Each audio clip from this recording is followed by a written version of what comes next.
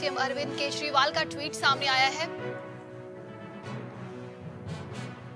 खुलेआम एक बच्ची की हत्या कर दी गई, केजरीवाल ने कहा। यह बेहद दुखद और दुर्भाग्यपूर्ण है, केजरीवाल का ट्वीट सामने आया है। अपराधी बेखौफ है, पुलिस का डर नहीं। केजरीवाल ने साक्षी की हत्या को लेकर ट्वीट किया है। एलजी साहब, कानून व्यवस्था आपकी जिम्मेदारी। दिल्ली के लोगों की सुरक्षा सबसे महत्वपूर्ण है। सीएम अरविंद केजरीवाल का ट्वीट सामने आया है। साक्षी की हत्या को लेकर सीएम अरविंद केजरीवाल ने केंद्र सरकार पर निशाना साधा। खुलेआम एक बच्ची की हत्या कर दी गई। केजरीवाल ने कहा, खुलेआम एक बच्ची की हत्या कर दी गई, ये बेहद दुखद और दुर्भाग्यपूर्ण है।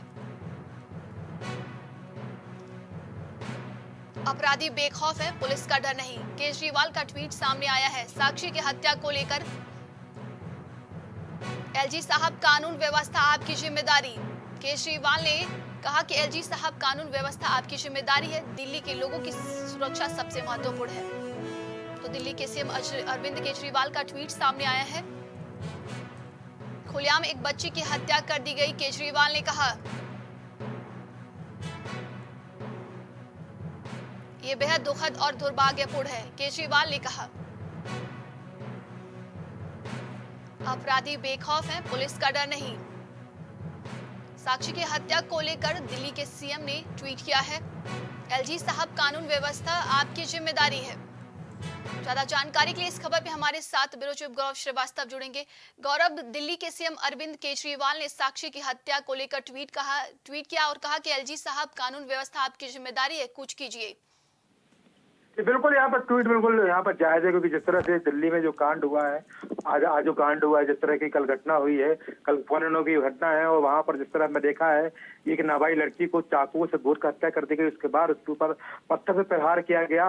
और सबसे महत्वपूर्ण बात नंदनी यहाँ पर यह, जिस तरह खुलेआम हत्या की गई, वहां पर लोग मौजूद थे, लोग निकल रहे थे, पर किसी ने उसको रोकने की कोई प्रयास नहीं किया। तो कहीं ना कहीं यहाँ पर कानून व्यवस्था जिम्मेदारी है। खास तौर पर अगर बात करें तो साहिल के साथ, कानून व्यवस्था के साथ वो लोग भी इस मामले के जिम्मेदार है, हत्या के जिम्मेदार है, जो वहां पर रहे। उनकी चुप्पी और वहां पर शांत रहना, कोई प्रतिक्रिया दिखाना स्पष्ट करता है कि मानवता संसार हो चुकी है। और दिल्ली में कानून व्यवस्था में जिस तरह से यहाँ पर केजरीवाल ने एक आरोप लगाया है, कह रहे हैं कानून व्यवस्था पर भी यहाँ पर जवाबदेही तय होनी चाहिए, क्योंकि यहाँ पर पुलिस की जो बागडोर होती है वो केंद्र सरकार के अधीन है, वो एलजी के अंडर में आती है। तो कहीं ना कहीं अगर दिल्ली में यहाँ पर, चूंकि जिस तरह से अगर हम पुलिस की बात करें तो हमेशा से केजरीवाल कहते आ रहे हैं कि कानून व्यवस्था केंद्र सरकार के अधीन है, उसके हिसाब से यहाँ पर काम नहीं होता, लगातार इस तरह के मामले होते रहते हैं। तो कहीं ना कहीं अब दिल्ली की पुलिस व्यवस्था पर भी एक प्रश्न जहाँ पर लगता है कि क्या कोई ऐसा किया जाना चाहिए, क्या इसको दिल्ली की जो पुलिस है इसको जो वहाँ की सरकार इसके अधीन करना चाहिए, या फिर कोई हर तरह की व्यवस्था चाहिए, क्योंकि यहाँ पर जिस तरह के मामले हो रहे हैं, कहीं ना कहीं दिल्ली की कानून व्यवस्था भी प्रश्न उठाते हैं। और शायद हमारे समाज पे भी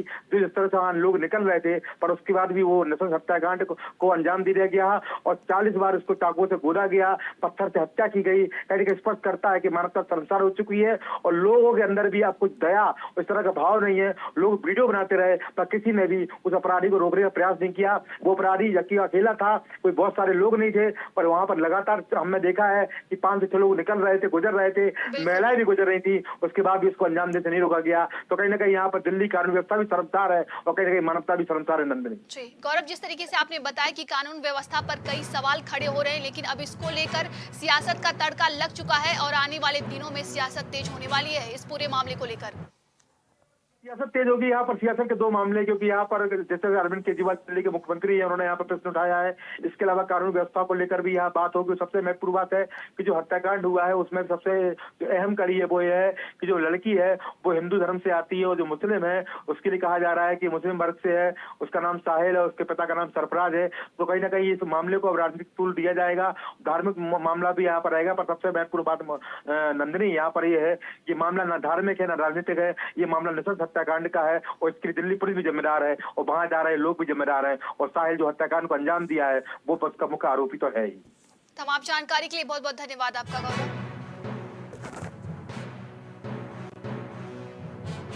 सहारनपुर में गुर्जर और राजपूत समाज की ओर से निकाली गई यात्रा के दौरान हुई हिंसा। खबर सहारनपुर से है। हिंसा के बाद प्रशासन हाई अलर्ट पर हो चुका है। बड़ी खबर सहारनपुर से सामने आ रही है। जिले में धारा 144 लागू कर दी गई है। बड़ी हिंसा का शिकार बना शोभा यात्रा, कानून व्यवस्था को हाथ में न लेने की अपील भी की गई। सहारनपुर में धारा 144 लागू कर दी गई है। डीएम दिनेश चंद्र सिंह और एसएसपी ने लोगों से अपील की है। सहारनपुर में गुर्जर और राजपूत समाज की ओर से निकाली गई यात्रा। फनपुरी में पूरी पुलिस व्यवस्था थी और फनपुरी से यात्रा नहीं निकली। अलग अलग गांव के लोग उसमें बीच में घुसे हैं और बिना पैदल घुसे हैं, खेतों खलियान से आके घुसे हैं उसमें। तो ये इस प्रकार से शासन स्तर पर आपके द्वारा सूचित कर दिया गया है, वहाँ से कोई गाइडलाइन जारी हुई है? अभी हम लोग इस पर चर्चा करेंगे, क्योंकि विषय बहुत संवेदनशील है और दोनों पक्षों की बात को सुना जा रहा है। इन लोगों ने संयम के साथ अपना ज्ञापन दिया है। देखिए, इसमें देख के हमने तमाम तैयारियां की थी और हमने कई लोगों को प्रिवेंटिव डिटेंशन में भी लिया था। कई लोग चिन्हित किए गए थे जो इस प्रकार की गड़बड़ी फैलाने का था। हमने सोशल मीडिया के माध्यम से लोगों से आह्वान भी किया था, जिस पर कि काफ़ी लोग उससे सहमत हुए। परंतु जो असामाजिक तत्व या जो भी लोगों ने यहाँ पर आके इस प्रकार की माहौल बिगाड़ने का प्रयास किया है, उसमें जो भी न्याय संगत कार्रवाई है वो बिल्कुल की जाएगी। इस खबर पे ज्यादा जानकारी के लिए हमारे सहयोगी नज्म मंसूरी हमारे साथ जुड़ेंगे। नज्म, कैसे एक शोभा यात्रा हिंसा का शिकार बन गया? देखिए, मैं आपको बता दूं, गुज्जर महासभा द्वारा ये यात्रा निकाली गई है, लेकिन ये यात्रा जबरदस्ती निकाली गई है। परमिशन डीएम साहब ने मना कर दी गई थी, उसके बाद भी यात्रा निकाली गई है, जिसका आक्रोश राजपूत लोगों को हुआ और राजपूत लोगों ने जो है डीएम कार्यालय पर प्रदर्शन किया और भारी प्रदर्शन किया गया है, जिसको देखते हुए स्थिति नाजुक बनी हुई है और डीएम साहब द्वारा जो है इंटरनेट सेवा बंद कर दी गई है। जी, बताया जा रहा है कि सहारनपुर में धारा 144 लागू कर दी गई है। डीएम और एसएसपी ने लोगों से अपील भी की है। जी, आपका बहुत अच्छा सवाल है। ये बात सही है कि धारा 144 लागू कर दी गई थी और डीएम एसएसपी ने अपील भी की थी कि यात्रा न निकाले, लेकिन उसके बावजूद भी गुज्जर समाज नहीं माना और गुज्जर समाज की जब यात्रा निकली, उसको देखते हुए राजपूत समाज फिर फ्रंट पे आ गया है तो डीएम कार्यालय पर धरना प्रदर्शन कर रहा है। ये गुर्जर और राजपूत की जो शोभा यात्रा निकाली गई है, तो ये किस तरीके से एक रैली थी, किस तरीके की एक रैली थी ये?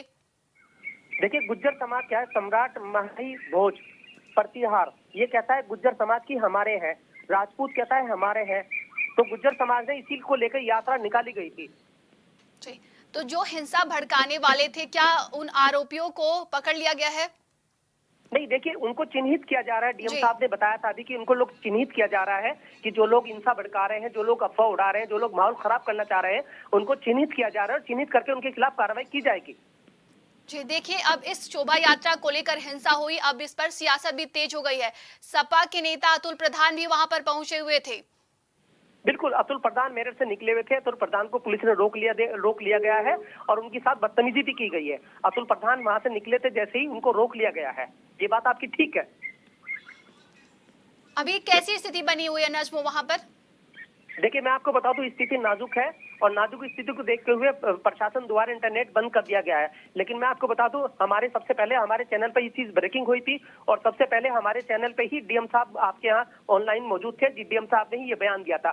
सबसे बड़ी बात है, एक्सक्लूसिव हमारे चैनल की थी और स्थिति नाजुक को देखते हुए भी यहाँ पे इंटरनेट सेवा बंद कर दी गई है।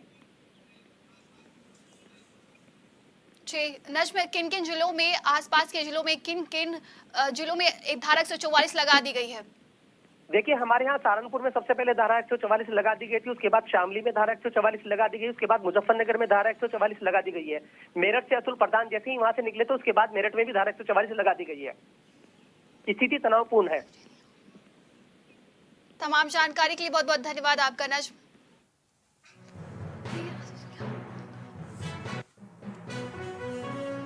लखनऊ में सपा कार्यालय में चल रही बैठक समाप्त हो गई है। सभी जिलाध्यक्ष पार्टी कार्यालय से निकले।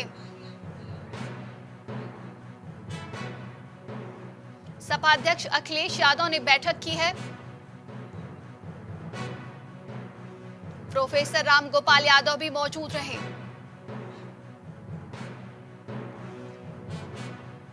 सभी जिलाध्यक्षों को निर्देश दिए गए हैं। जिलों में चल रही गुटबाजी खत्म करने के निर्देश।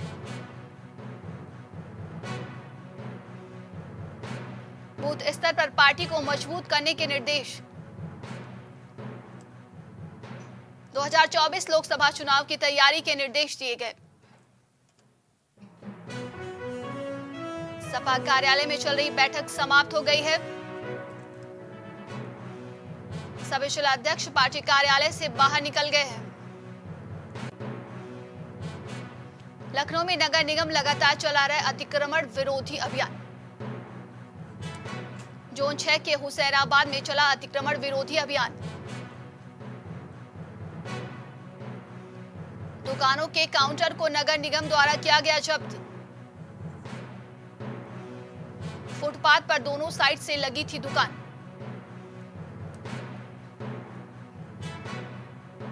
दुकान में मौजूद लोगों को थमाया गया चालान। चालान के साथ दुकान के बाहर काउंटर न लगाने की हिदायत भी दी गई। कार्यवाही के दौरान कर्मचारियों के साथ स्थानीय पुलिस भी मौजूद रही। नगर निगम लगातार चला रहा है अतिक्रमण विरोधी अभियान। लखनऊ में अतिक्रमण विरोधी अभियान चलाया जा रहा है, जिसको लेकर जोन 6 के हुसैनाबाद में अतिक्रमण विरोधी अभियान चलाया गया। वहीं दुकानों के काउंटर को नगर निगम द्वारा जब्त कर लिया गया है। ज्यादा जानकारी के लिए इस खबर पे हमारे साथ संवाददाता ओवैस जुड़ेंगे। ओवैस, लखनऊ में अतिक्रमण विरोधी अभियान चलाया जा रहा है, दुकानों को चालान भी दिया गया है। जी देखिए, बिल्कुल आपको बताना चाहूंगा कि लगातार पुराने लखनऊ के अंदर जो नगर निगम है, इसका जो है अतिक्रमण हटाने का जो है ये जो अभियान लगातार जारी है। पहले नखास की मार्केट, बहुत प्रसिद्ध नखास की मार्केट थी, बहुत पुरानी नखास की मार्केट थी, जहां अवैध अतिक्रमण था, उसको हटाया गया है। और आज लखनऊ के हुसैनाबाद में जो अवैध अतिक्रमण था उसको हटाया गया है। बाकायदा बिल्डोजर आया है, बिल्डोजर के ऊपर वहां पे कार्रवाई की गई है। वहां पे जो दुकानदार हैं उनको जो है चालान काटा गया है। और इस तरीके से लखनऊ के पुराने लखनऊ में जो हुसैनाबाद है वहां पर अतिक्रमण अभियान चालू किया गया है। जी, तमाम जानकारी के लिए बहुत बहुत धन्यवाद आपका ओवैस। लखनऊ में युवती से अश्लील हरकत करने का मामला सामने आया है। अश्लील हरकत और जान से मारने की धमकी देने के मामले में केस दर्ज। घर जाते समय युवक ने की थी अश्लील हरकत। युवती के विरोध करने पर दी जान से मारने की धमकी। पीड़ित की तहरीर पर सरोजनी नगर थाने में दर्ज हुआ केस। सरोजनी नगर के सैनिक तिराहे के पास की घटना है। ज्यादा जानकारी के लिए इस खबर पे हमारे साथ संवाददाता ओवैस जुड़ेंगे। ओवैस, युवती से अश्लील हरकत करने का मामला सामने आया है लखनऊ में। बिल्कुल आपको बता दें कि ये जो लगातार महिलाओं को लेकर जो इस तरीके की जो हरकतें होती हैं वो लगातार उस पर पुलिस ने शिकंजा कसा है। सरोजनी नगर में एक चौराहा है, उसके पास से जो महिला थी, जो लड़की थी, युवती थी, उसको जो है छेड़छाड़ किया गया है, उससे मारपीट की गई। और उसके बाद जो है सरोजनी नगर पुलिस ने जो आरोपी था, जो लड़की को छेड़छाड़ करने वाला था, उसको गिरफ्त में ले लिया है और आगे की कार्रवाई में जुटी है। जी, तमाम जानकारी के लिए बहुत बहुत धन्यवाद आपका ओवैस।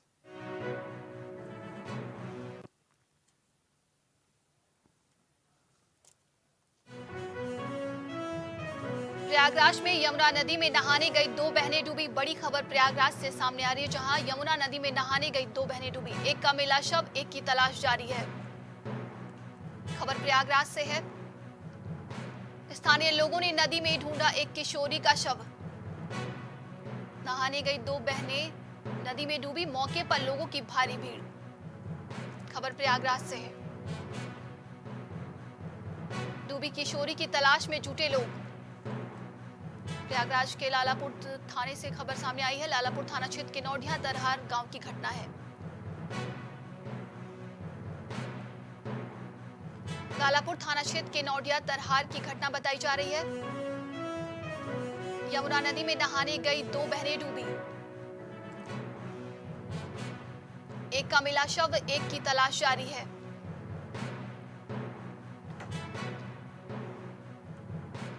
स्थानीय लोगों ने नदी में ढूंढी एक किशोरी का शव। मौके पर लोगों की भारी भीड़ देखी गई। ज्यादा जानकारी के लिए इस खबर पे हमारे साथ संवाददाता पवन जुड़ेंगे। पवन, नहाने गई दो बहनें नदी में डूब गई, एक का शव मिला है और एक की तलाश जारी है। जी नंदिनी, ये पूरी घटना प्रयागराज के यमुना पार लालापुर थाना क्षेत्र के नौड़िया तरहार गांव की है, जहां पर यमुना नदी में नहाते समय दो लड़कियां गहरे पानी में डूब गई। घटना से इलाके में हड़कंप मच गया। मौके पर पहुंचे स्थानीय लोगों द्वारा खोजबीन करने पर एक बच्ची का शव नदी में मिला है तथा दूसरी बच्ची की तलाश की जा रही है। बताया गया कि ये दोनों बहनें चचेरी बहनें हैं। हालांकि जिस तरीके की घटना है, अभी भी लोगों द्वारा एक जो दूसरी बच्ची उसकी तलाश की जा रही है। उस पूरे घटनाओं को लेकर पूरे इलाके में हड़कंप मचा हुआ है। जी नंदिनी। तमाम जानकारी के लिए बहुत बहुत धन्यवाद आपका पवन।